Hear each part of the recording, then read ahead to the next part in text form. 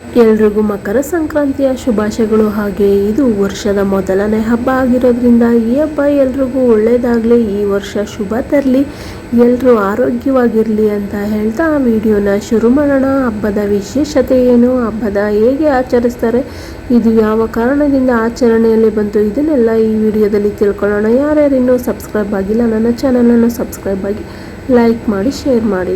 ವಿಡಿಯೋನ ಪಾಠ ಅಂತ ಶುರು ಮಾಡೋಣ. ಮಕರ ಸಂಕ್ರಾಂತಿ ಭಾರತೀಯ ಸಂಸ್ಕೃತಿಯಲ್ಲಿ ಮಹತ್ವದ ಹಬ್ಬವಾಗಿದೆ ಮತ್ತು ಇದು ಸೂರ್ಯನನ್ನು ಕೇಂದ್ರವಾಗಿ ಇಟ್ಟುಕೊಂಡು ಆಚರಿಸಲಾಗುತ್ತದೆ. ಈ ಹಬ್ಬದ ಹಿನ್ನೆಲೆಯು ವಿಜ್ಞಾನ, ಪುರಾಣ ಮತ್ತು ಕೃಷಿ ಸಂಸ್ಕೃತಿಯೊಂದಿಗೆ ಸಂಬಂಧಿಸಿದೆ. ಮಕರ ಸಂಕ್ರಾಂತಿ ಹೇಗೆ ಬಂತು ಅನ್ನೋದಾದರೆ, ಜ್ಯೋತಿಷ್ಯದ ಪ್ರಕಾರ ಸೂರ್ಯನು ತನ್ನ ಪತನವನ್ನು ಬದಲಾಯಿಸಿ ಮಕರ ರಾಶಿಗೆ ಪ್ರವೇಶಿಸುವ ದಿನದಂದು ಮಕರ ಸಂಕ್ರಾಂತಿ ಎಂದು ಕರೆಯಲಾಗುತ್ತದೆ. ಇದು ಉತ್ತರಾಯಣ ಎಂಬ ಕಾಲದ ಪ್ರಾರಂಭವನ್ನು ಸೂಚಿಸುತ್ತದೆ. ಇದು ಶ್ರೇಷ್ಠ ಕಾರ್ಯಗಳಿಗೆ ಪವಿತ್ರ ಕಾಲವೆಂದು ಪರಿಗಣಿಸಲಾಗಿದೆ. ಇದನ್ನು ಕೃಷಿ ಹಬ್ಬ ಅಂತಲೂ ಕೂಡ ಮಾಡ್ತಾರೆ.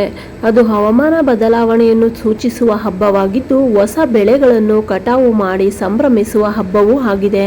ಪುರಾಣ ಕಥೆಗಳು ಏನಪ್ಪ ಅಂದರೆ, ಮಹಾಭಾರತದ ಪ್ರಕಾರ ಭೀಷ್ಮ ಪಿತಾಮಹರು ಉತ್ತರಾಯಣದಲ್ಲಿ ತಮ್ಮ ಪ್ರಾಣತ್ಯಾಗವನ್ನು ಮಾಡಿದರು. ಶನಿ ಮತ್ತು ಸೂರ್ಯನ ನಡುವಿನ ಸಂಬಂಧವನ್ನು ಶಾಂತಗೊಳಿಸಿದ ದಿನವೂ ಇದಾಗಿದೆ.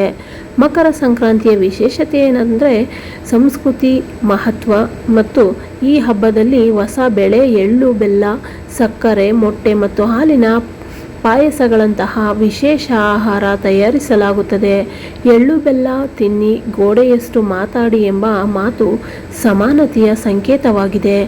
ಈ ಸಮಯದಲ್ಲಿ ದಿನಗಳು ಹದವಾಗಿ ಉಷ್ಣವಾಗುತ್ತದೆ ಮತ್ತು ರಾತ್ರಿಗಳು ಶೀತವಾಗಿದೆ. ಈ ಹಬ್ಬ ಪ್ರಕೃತಿಯ ಚಕ್ರದಲ್ಲಿ ಹೊಸ ದಶೆಯನ್ನು ಪ್ರಾರಂಭಿಸುತ್ತದೆ.